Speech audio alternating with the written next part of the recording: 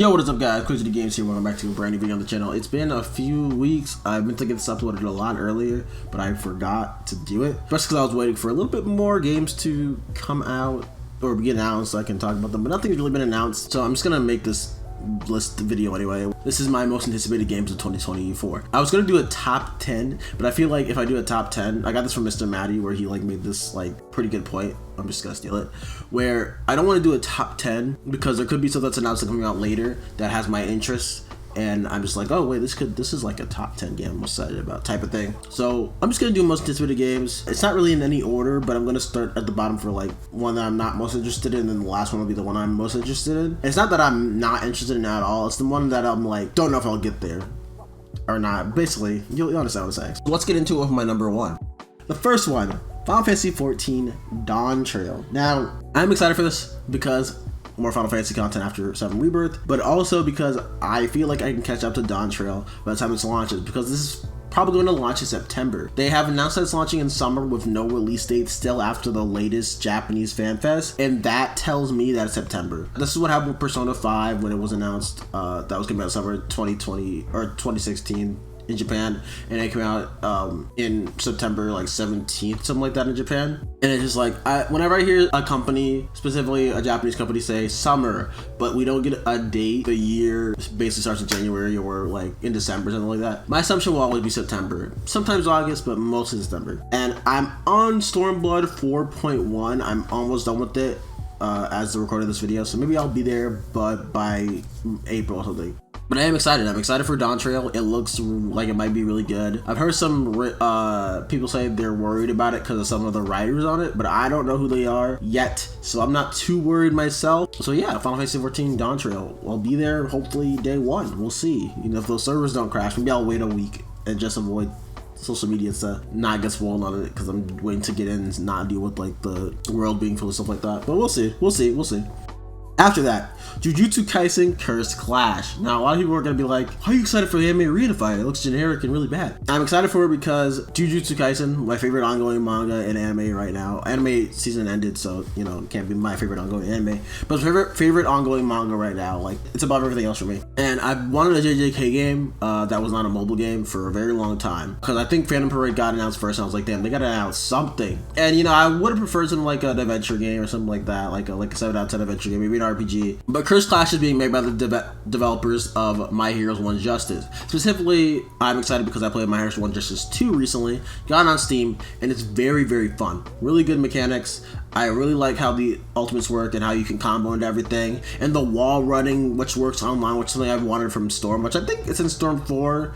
I don't know if it still is for the online, but it's something I really enjoyed about the Storm 1. And I think wall running is a really cool mechanic because you can do some really cool stuff by jumping off the walls and push someone onto the walls. Very Dissidia-like, and I love stuff like that. I don't know if that stuff's gonna be in Cursed Clash because Cursed Clash seems to be more like Dissidia, NT, and Gundam Versus, but a little slower. And it could still be bad. I'm not gonna get a day one, I don't think, because I have to play some other games, but I am excited to get it. Maybe I'll get it when it's cheap, something like that. But I'm excited for it, man. I'm really going to probably be there day one if it's possible. If not, then I'm gonna wait a bit. But even if the reviews are like, this is a okay game, I'm mostly gonna be looking at people who like play arena fighters that are good and not just play like ones that are bad. Like people who stick to stuff like Storm when J-Stars was out, when people who stuck to stuff like J-Stars, because J-Stars was really good, not Jump Force, J-Stars, the one before it, GNT, like all people who play like those ones that are still played to this day. Those are the channels I'm looking at their reviews, see what's up, see if they know like what's the in and out. Maybe like some Gundam versus the City NT players. That's what I'm looking for. That's what I'm looking out for. And if they say the game's good, I'm there, man. I'm there, and I'm excited. I'm gonna upload videos on my matches. I have friends who are gonna play with me, so maybe I'll upload my matches with them if they're down to put them on YouTube. But yeah, I'm excited. Maybe it'll be bad, maybe it'll be good. We'll see. Hopefully it's good. So yeah, JJK Cursed Clash. Jujutsu Chronicles. This I have not looked too far into. This is one of those games where I've been avoiding as much coverage as possible. I've donated on the Kickstarter, and I haven't watched any trailers unless I read events, and then I kind of left my mind. I do remember that spin-off that got announced and came out first. I skipped it because I was like, this is not what I wanted. I wanted Jujutsu Chronicles, I think it's 1,000 heroes, 100 heroes. I want the main game, and it's finally coming out this year. I'm pretty sure March or April, I forget exactly. I'll put up the dates for every game on screen, give a little professional look to it. But yeah, Albedo Chronicles, it's Suikoden, the original developers working on it, which is interesting because we're also getting Suikoden remastered. Maybe they'll go back and make Suikoden something after Jujutsu Chronicles, and maybe they'll let Konami will let them have the IP to make Suikoden after this is successful. We'll see. But yeah, this looks really good. I'm always on for a new RPG. I've never played Suikoden much, minus a bit of one on PS1, PS3 store, and I enjoyed my time with it. But that was like 10 years ago or something. So that's been a long time. So this is gonna be interesting to play and see how this goes, and I'm excited because I think it's gonna be really good. It has the aesthetic I like. I love the HD 2D, or I think I like HD 2D, but I don't like how brown Octopath stuff is, but I love how Live Alive looks. This reminds me of Live Alive because it's more colorful than like Tactic, Triangle Strategy, and Octopath, which you're not saying they're bad, just aesthetically they're not my type of thing, because I feel like they overbloom, and I feel like the brow does not help the overblooming. So, this looks really good. I'm excited. It's not called HD 2D because I think Square Enix trademarked that, but it's HD 2D without HD 2D in the name. So yeah, man, Jujutsu Chronicles, I'm very excited for that. Unicorn Overlord is next. That one I'm excited for too. It showed up in, I think it was the September Direct, which was the last Direct we had before the upcoming February one, because there's like one every quarter. It looks fantastic. I'm always there for Vanillaware game. It's a tactical RPG in the vein of Fire Emblem, if I remember correctly. And there's a lot of stuff going on. Like there's like cooking mechanics, some home mechanics, I think, or like a base mechanic. So there's a lot going on. I haven't really looked too far into it. Again, I'm trying to avoid. For some reason, I avoid a lot of trailers for games I'm super excited about, unless they're like Final Fantasy, and like, of course, Curse Clash, just to make sure I know I'm going to be excited getting it. But for the most part, I've been avoiding Unicorn Overlord stuff because I'm like, I'm going to get this. I know I am. Maybe not day one, but I'm going to get it. And I'm trying to keep it off my mind for as long as possible. Because if I think about it when it comes out and I get swallowed, I'm going to be very upset. So if I forget about it until I'm able to buy it, I'll be peachy. I'll be keen. So I'm excited. It looks beautiful. Vanillaware never disappoints in terms of that. And I'm excited because I loved every Vanillaware game I played. And they never disappointed me. So I'm excited. I'm really excited. Thank you, Vanillaware, for making another game. I hope it's great. I'm expecting it to be great, and I will be there day one. It will give me some Fire Emblem type of kick, like a type of Fire Emblem kick. I will wait for another Fire Emblem game. So yeah. Next is the Rise of Roman and the New Team Ninja action game. Maybe action RPG with RPG in quotes, because apparently they still have their very bad loot system, which I don't like, but also it doesn't stop me from buying the game, so I don't know if I should complain or not, but it's whatever. But the game looks very, very nice, very, very fun. From the short clips we saw, I like how the action looks. I like the combination of combining like fire and stuff with your weapons. I'm always down for stuff like that. It seems like it's going to be more heavy story focused than Neo was, and I don't know if it's gonna have like the Souls-like checkpoint system that Neo has. Maybe it won't, maybe it will. I have no idea. But I'm there day one. I was going to get Dragon's Dogma 2, but this comes out the same day, and I'm like, I can only pick one. The game's $70 now. Maybe I'll wait on Dragon's Dogma 2 for the end of the year and buy it then. I'm excited for it, but it's like after Rise of Ronin, like same day, I'm like, I can't be bothered. I hope that game's good though. But Rise of Ronin looks fantastic, even though I've heard it has the Koei Temco loot system, or Tecmo loot system. Is it Temco or Tecmo? Tecmo, I'm pretty sure. I'm not there for the loot system, but I'm there for everything else, and their action is sublime. Literally every game I played from Koei Tecmo, that specific team, has been fantastic to me. I think Stranger Paradise was made by the Cydia team with their help, but I'm not 100% positive. But if it was by them, Stranger Paradise is another really, really good one. So next, Paper Mario 1000 Year Door. Okay, this one is exciting. I'm hoping it's not launched into anything else that I like really want more, because this is a remake of one of my favorite games ever. But it's 1000 Year Door again. I'm pretty sure they're not adding anything. Maybe they will. It's a Nintendo remake. Nintendo remakes usually add some new stuff to them recently. I think minus Metroid Prime, which like added some like new control stuff, but nothing else like gameplay anything like that. Because it's like an HD remastered version of the Wii. 1000 Year Door is a full remake, I think, from the ground up. So we'll see what happens there. I'm excited because it's 1000 Year Door again. It looks really nice. I love 1000 Year Door's story. I love the gameplay mechanics. I love the party system. I love the little Yoshi egg you can get. I'm excited for all that stuff to come back. I'm excited for the bosses again. I'm excited for the Pit 100 Trials. Man, I love that game so much. So I'm just hoping it doesn't launch next to anything else. That would be there day one. I'm hoping it launches in May or something. Hopefully it doesn't launch in April or March. Please don't. World of Goo 2 is something I'm excited for because, like I said on stream, I think I said this on stream. Oh no, it wasn't on stream. It was on my Game Awards video where I talked about the Game Award announcements. I'm excited for this because World of Goo has been something that's been on for like 15 years, I think. And they only made the first one, and it was on Wii, iOS. I don't know if it was on Android. And it's a very exciting puzzle game, very fun puzzle game. But it's very physics based. I like the new puzzle that they're adding because there's a new lava goo. I'm pretty sure it was like a snow goo. I don't think that was an original. I could be wrong. There's lots of cool stuff that they're adding to this game, and I'm very excited. I'm hoping it launches towards the end of the year and not like either in the summer or something, but just not early. And I know it's probably not launching early because they haven't announced a release date yet, but someone could just come out of nowhere and just give you a release date because Sandland came out the other day and said we're launching in April. Like, bro, why are you launching in April? Go somewhere else. Not that I was gonna buy it anyway, but it was like, come on, bro. Somebody out here, wanted that. Maybe the biggest Sandland heads don't care about when they're coming out, but yeah, I'm just hoping it comes out like we're in like a drought area. I'm thinking 2024 we'll have a drought area, like the summer, something like that, where there's not a lot of games releasing until like Dawn Trail's like the biggest release maybe towards the end of the year, like in the fall when we'll have like the big huge AAA release to come out. But we'll see. But World of Goo 2, man, I'm excited. I haven't played this game. I haven't played the original in so long. Maybe I'll play the original on stream or put it on YouTube. Put the stream on YouTube after it's done. Anticipation for it. So we'll see. We'll see what goes on. Visions of Mana next. Mana is finally back.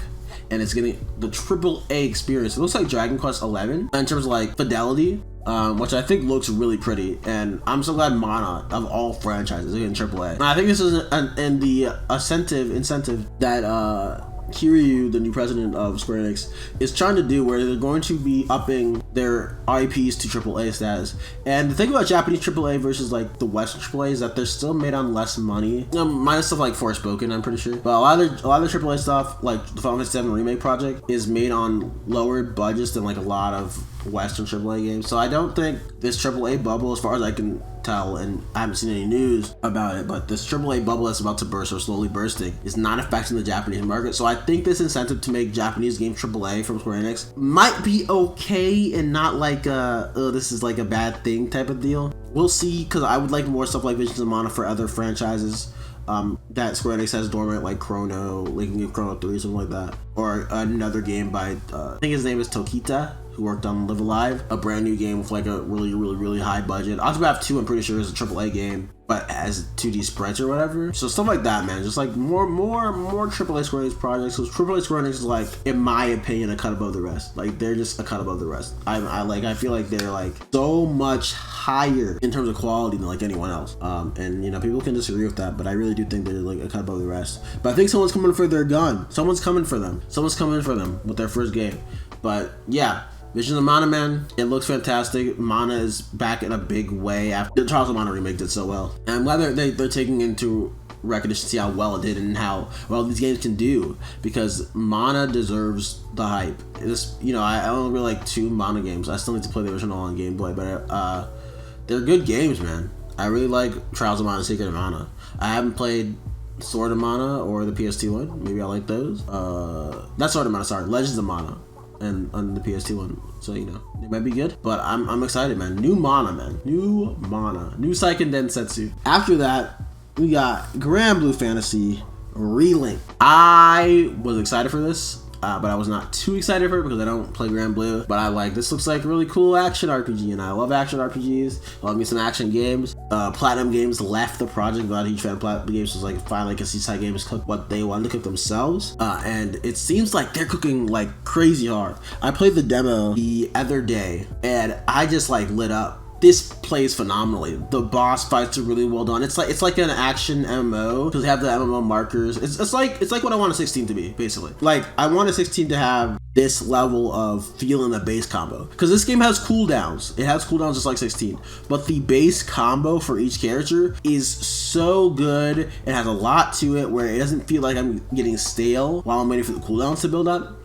Especially when you're playing someone like Narmaya, where she has like her like Bayonetta or not her, sorry, like her Virgil like moveset. Her moves is very Virgil-esque for what I played in the demo, and it's just fantastic. She's one of remaining. I also like how Grand plays. I wanted an action RPG that kind of uses MMO elements, because I think those will be really cool in an action RPG. And they're done really well here. It's done really well here, and you get your party of 4 CPUs or your party of 4 friends, which I did both. Test it out, and it's just like, wow, this feels phenomenal. If this can stay this quality for the entire game, it's gonna be fighting like Rebirth for like Game of the Year. Like no contest. It's like not even gonna be like it's not even gonna like a debate. Like they're gonna be fighting each other because like this is gonna feel amazing. And hopefully the story's really good, because it looks like from the trailer I saw at the end of the demo, it looks really like it's gonna be like a really cool story. I have zero ideas about Grand Blue, so we'll see if I get all my Grand Blue like lore and stuff, or as much as possible from this. Maybe there'll be some side quests that expand on characters, things like that. We'll see. This game looks phenomenal. I pre-ordered it. I'm excited to play it 5 days early. It's gonna be awesome, man. I have like a few days play before P3 Reload, and I'm gonna have to jump between both, and also Crisis Core Reunion on stream. That's gonna be fun. It's gonna be really fun. That's gonna be awesome. Oh man, this game's gonna be awesome, man. I'm excited. I'm excited, man. I totally forgot about this game for some reason. I have no idea why, but it might be because it's coming out in fall and we have no release date. But Metaphor Refantasizo. I've talked about this before in multiple videos, including the Game Awards one, so I won't go on too long about why I'm so anticipated for this. But it's made by the Persona 3 team, or Persona 3, 4, and 5 Nocturne DDS team director, and those guys. They made a new studio called Studio Zero. Worked on the Catherine remaster before they worked on this, or to get the game out before they release this. It's Metaphor Refantasizo. Looks fantastic. It looks like Persona, but with a new coat of paint, but not like exactly like Persona, because there's like new mechanics. There's no demon summoning. There's no school. There are social links. There is a calendar system. Don't think it's like a school, but I guess the world map road trip is replacing the school like setting. But it seems like it's gonna be awesome. The story seems interesting. It's about you being an oppressed race character who's going to become king. You have to fight kings because the original king is dead, or one of the king that was in the seat was dead and killed, so now there's a race to be, so you can become like the prince of the land, something like that. I don't remember exactly, but it looks awesome. I love the action for smaller, weaker enemies, then you go to turn-based for like stronger, harder enemies, which can be executed really badly. I think Kuro no Kiseki or Trails in Daybreak does not do it well. I'm hoping this game does, because it seems like an interesting mechanic to do, so I'm hoping they really get it done right, and if they do, it's probably going to be like my favorite games of the year, or probably one of my favorite games of all time, along with having a really great story. You need to have the really good story too, but hoping the mechanics get down like really well. Last two, Persona 3 Reload. You already know this will be out there. If you know me, I'm a big Persona fan. Specifically, Persona 3 and 5 Royal are some of my favorite games of all time. And I was like, okay, if they can bring over some Royal stuff while keeping P3 mechanically and aesthetically and everything like that, like its own, and not try to Persona 5 it, I'll be happy. And every single trailer I've seen, and I've been avoiding a lot of trailers, man. I've been avoiding a lot of trailers to keep myself like as blind as possible, because I need to experience this one naked, like in a way. I've been avoiding as much as possible, but every time I see something like a little something, I'm like, man, this is Persona 3, man. This is Persona 3 is back in a big way. There's some new changes I'm like wondering about, because like there's like we have the AI control party members as a possibility, as an option, but I'm wondering if they're gonna have the same amount of depth as the FES AI, because a lot of people don't know this. There's a difference between the FES AI and the AI in Persona 3 Portable. The Persona 3 Portable AI is really bad. So when people are saying you should play FES even if it has AI party members, they're saying that because FES AI is good. I don't think people are specifically saying play P3 Portable with AI. So I don't think anyone should. But I'm hoping that P3 Reload brings back the quality that Persona the FES had for its AI, because Persona 5 Royal's AI is actually pretty good. So I'm hoping that is brought over and improved on in Persona 3 Reload, because I'm pretty sure it's the exact same team as the Royal team, you remember correctly. And then Persona 6 is on a different team working on that, and then we have Metaphor from the original Persona team. So those guys are working on that, and then this is being done by like some newbies, and they're doing a fantastic job. And I watched that opening, and that opening is amazing. It's P3 for a new era, and it's not the exact same as original P3, which they came out at two different times. Like P3 came out at a time where it was a lot more emo, I want to say. Like the world was more emo, people were more emo, there was a lot of bad things going on in the world. There's still bad things going on in the world right now, but a lot of people who grew up in that era have gotten older, have had more hope, and I think that's what P3 Reload is aiming for. Also, the new generation of kids who are in high school who are going to play this game are more hopeful too. The world is full of people who are more hopeful and try to change the future for the better, like our generation. So I think that's why the opening and it's like it is. I'm like just talking, rambling right now, but that's why I think it's like it is. But we'll see, because it's not like it's like pure like flowers and rainbows. There's still some like dread in that opening. This is gonna be an amazing game. This Relink and FF7 Rebirth. Watch Redux, that's crazy. Like, why are they doing this to me? Why are they doing this to me? Like, I know some other big games coming out. People are excited for like Unity 2, Yakuza 8, or Like a Dragon 8, something like that. But like, I'm happy for you guys. But these three are going to change my life. I feel like these are gonna change my life. These are gonna change my life, man. These are gonna change me as a person. It's over. Devontae before Relink comes out and Devontae after Rebirth finishes are gonna be two different people. Like, I'm gonna go through an arc for that month. The February arc, man. Yeah, P3E looks fucking incredible. It looks incredible. I love how Tartarus looks out here. The character's leg. I'm hoping for some new story elements because they already confirmed this Straga stuff. The new Straga stuff, so we'll see. But Persona fucking 3, man. Persona fucking 3. Last but not least, the greatest game of all time, and it's getting coming. You already know what it is. You haven't got to say it. And before I get into it, I have to talk about the marketing specifically, because the marketing is very funny for this game. Because I was complaining about 16 marketing. You know me, I made a whole video about 16 marketing. This game's marketing is not that much better. Specifically recently. I think it was before, but ever since, I want to say they had their big media blowout at the State of Play, they've been focusing on two specific things, minus like some Game Informer stuff, which is still not out, by the way. I don't know what Game Informer is doing. This should be out with these videos already. Like, I don't get it, but whatever. Anyways, they've been focusing on Zack, Aerith's Death, and minigames. And my issue with it is that they're focusing on these things, and specifically the minigames. The minigames are not even focusing on like anything like really that I want to see. They keep talking about stuff like Queen's Blood, but they don't show Queen's Blood. They keep showing me the piano minigame, which is like I'm excited for the piano minigame, and you probably put a lot of effort into it, so that makes sense. But like, can you show me like Queen's Blood, Chocobo Racing, the Moogle catching thing? Like, show me video footage of those. You know, I don't want you to spoil me, but I want to see that stuff. It's like disappointing that they're like not showing me that stuff. I'm like really kind of upset that they're like holding back on it, and I'm like so tired of hearing about Aerith's death. What happened? I don't care if it happens or not. I as long as it's executed well. Same with Zack. Like, I don't mind that stuff being there. And I know they're saying because that's what people are most intrigued by. But I feel like the more you talk about it, the less intrigued people get, because like, okay, we heard this a million times. We already know what you're gonna do. I wonder I don't know what happened to the marketing. I'm really confused. Thankfully, the Game Informer interview came out, and there's some stuff like more be like the best scene in the game, in my opinion, is like the Barrett dying one, which is why I'm so glad we did it. It made me cry. I think it was Barrett and Dyne specifically was talking about, but then it made him cry. Kitase was gonna cut it for some reason. I don't know what's wrong with him. And stuff like that, like, and like the Kitshi mechanics, stuff like that was in there. So that stuff is good, but I just hope the marketing improves. Starting with the Game Informer videos, which hopefully drop today, Friday, as I'm recording this, or next week. We'll see. But back onto why I'm so excited for this, because this looks like, from the trailers, like trailer-wise, the marketing is good, because from the trailers, you can think this is like the greatest game they've ever created over at Square Enix. Because like, I'm looking at this, like these trailers, I'm like, this is like CBU 1's, Creative Business Unit 1's, all their work from the past 26 years now, or 27, no, 26 years now, with FF7, from FF7, F8, FF10, FF13, the Kingdom Hearts series, Kingdom Hearts 1, 2, Professor League, all that stuff, their spin-offs, the compilation Final Fantasy 7, all that stuff is culminating into this game. It has the minigames, you know, they're gonna be good, they look fantastic. It has side quests that are taken from like Western RPGs, and I think they're doing it in the best way, considering they talk about that they're hoping to be The Witcher 3 in terms of like level and stuff, right? Which it says a lot, because it wasn't just Hamaguchi. It wasn't just Hamaguchi. It was Motomu Toriyama too. Like, Toriyama, my man, that's my fucking goat. And he's like, I'm not a Witcher 3 liker. I like the side about Witcher 3, but I don't like the whole overall game.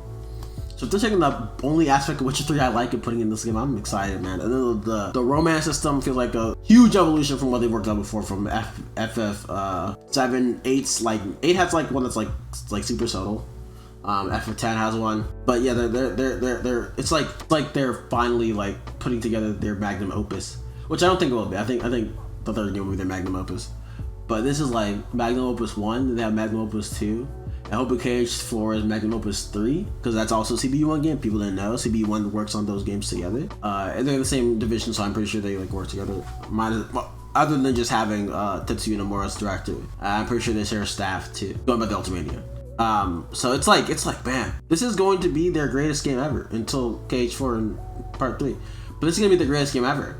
And the fact that I'm here to see it is just so beautiful to me, because this is artists making art, man. Like, there's so many beautiful games that came out recently, like Alan Wake 2, for example, where you can tell like the people behind it are passionate about what they're doing, and that they put as much effort as possible to this. And I think this is another one of those. And Relink's another one. Reload's gonna be Reload's gonna be another one. It's beautiful that despite the odds of the industry right now and the world at large, that we can still get genuine art in like my favorite medium. And I'm convinced it's gonna be one of those that's like just like held up there in high regard as like this is one of the greatest pieces of art ever, like one of the greatest pieces of gaming ever. This is up there with like the greats. And recency bias maybe when I beat it, you know, but I don't really have that anymore. I don't do that anymore, man. It's F16. That was like a rare recent case. But yeah, that's it. That Rebirth, man.